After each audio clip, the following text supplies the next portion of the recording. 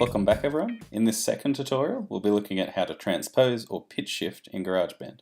So what I've got here is just two Apple loops that I've dragged into an empty project. There's an electric guitar loop here as well as a bass loop here, and I've chosen these two loops to begin with because they both play the same chord, meaning that they'll be directly compatible with one another in terms of pitch and harmony. So as we've already seen, because these are Apple loops, they'll adapt to the project's tempo up here as well as the key that we set. So just to demonstrate again.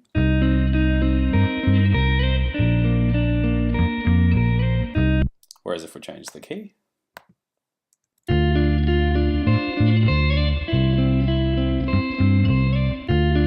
so we can hear that both tracks have moved up in pitch together. They're both still compatible and they've intelligently matched the project's key setting. So I'll just reset that to the original key.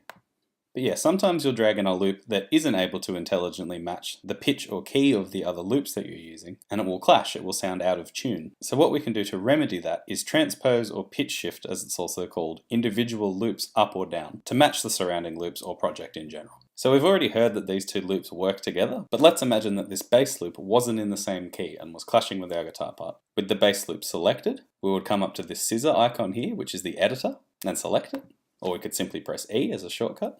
And by default, this lower window that's opened will probably be this size. So what we'll have to do is click here at the border and drag the window up to reveal more options.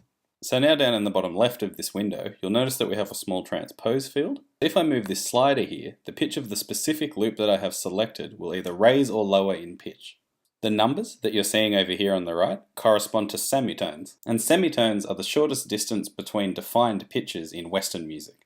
So if you're unfamiliar with music, or perhaps play an instrument and don't know much musical theory, a semitone is the equivalent of going up one single key on a piano, so either a black or white key just to the very next key, or moving up one fret on a guitar. That distance in sound is a semitone. Or to relate that back to the letters we've been seeing up here for our key selection, the distance between a C and a C sharp, which is the next highest note, is one semitone. Meaning that if we did shift up this bass line 3 semitones, as we can see on this bar down here, what used to be in C minor will now sound as if it's being played in D sharp minor, so up 1, 2, 3.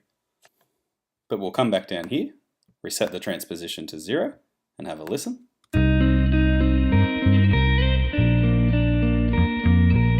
So as we could hear, those loops work together, but if I set the transposition to -1, we should notice that the guitar track hasn't moved, but the bass is a semitone lower and is now hence clashing with the guitar. So I'll play from the beginning.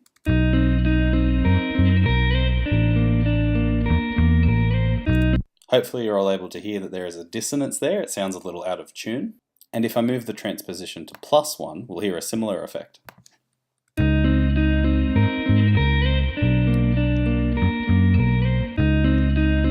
And again, just to compare, he is in tune.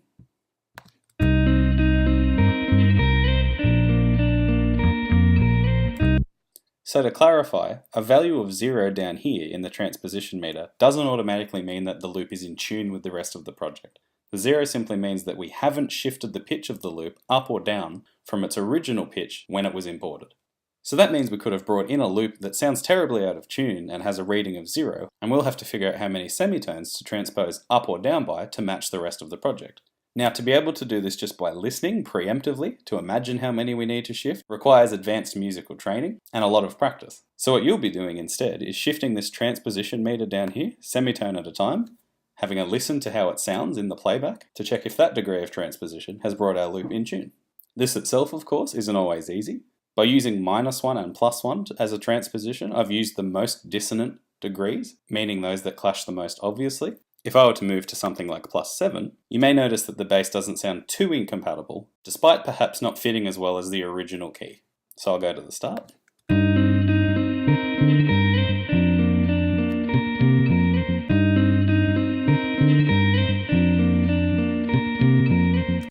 So again, this still isn't a perfect fit compared to the original key, but it probably doesn't sound as dissonant as -1.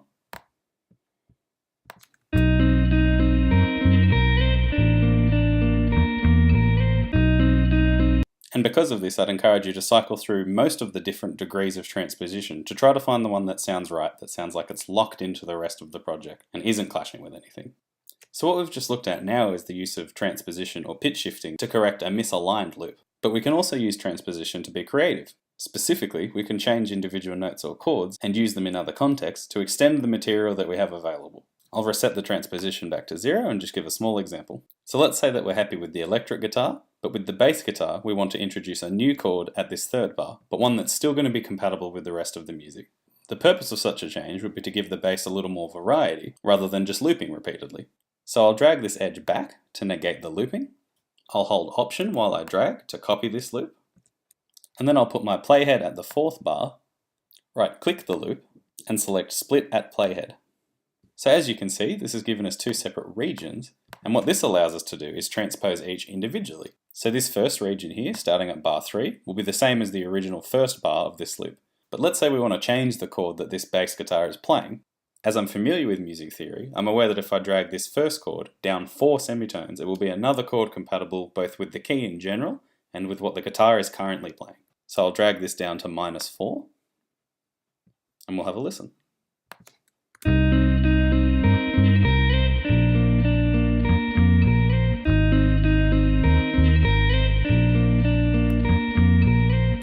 So what we've done now is use transposition and editing of loops to extend a bass part that was otherwise restricted to only 2 chords. Later in the semester, we'll be applying this at large to different melodic fragments to try to create our own melodies and extend material further. But for now, it's a useful trick to get a little more out of your loops.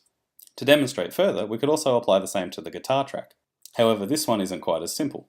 Because I'm already accustomed with harmony and music theory, I'm already aware that the first chord that the guitar plays, in bar 1 here, isn't able to shift down to the chord that the bass has shifted down to in this third bar without clashing. It's in fact the second chord here on the guitar that will be able to shift down to match the pitch of the third chord on the bass guitar. So again, I'll drag the loop back, I'll hold Option and drag to copy. I'll put my playhead halfway through, right click and split.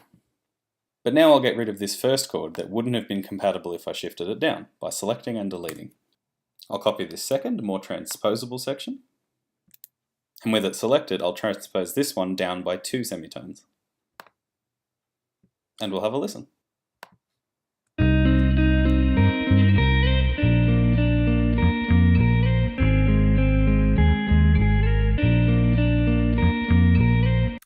So of course, if you're not already familiar with music theory, that will be a much longer and more arduous process. And I would simply encourage that anytime you attempt to transpose something to extend the material, that you use your ear over repeated listenings to check that there isn't any clashing and it is appropriate for the rest of the loops that you can hear.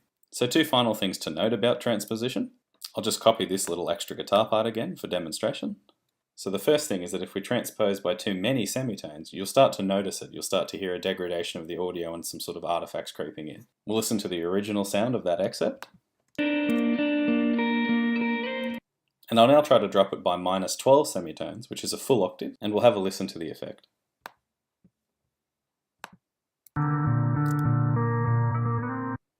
Immediately that's sounding less natural, it has less clarity, and we can tell that the audio is kind of being stretched and manipulated. Of course, sometimes this makes for some interesting effects, but just be aware that the further you pitch stretch a loop, the less natural it will generally sound. The second tip, in light of our previous video on automation, is that we can also automate the transposition of the entire project. If we come up to the track drop-down up here, and then select Show Transposition Track, we're given a graph with which we can automate pitch for the entire project. Note, however, that the transposition will only take effect if a new loop has begun. So to demonstrate, I'll clear out these extra loops we've made by dragging and selecting. And I'll simply repeat each of these 2 loops a second time. So now if I come up here to the third bar where the loop repeats and draw in a data point, I'll be able to drag that up to automatically change the key of the project as we get to that bar. Let's have a listen.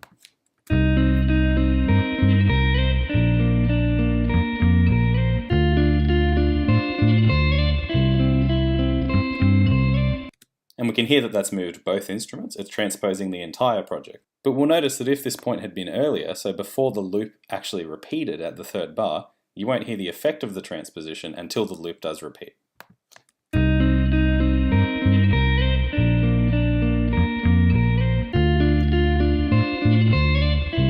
So that's just something to be aware of.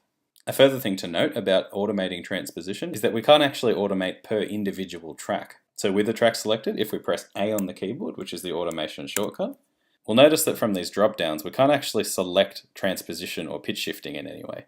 Meaning that if we want to automate an individual track or the clips within an individual track, as usual we'll have to select that track so that it's highlighted, come up to the editor here, or press E on the keyboard, and then move this transposition meter. So hopefully this has been an unconfusing explanation of transposition.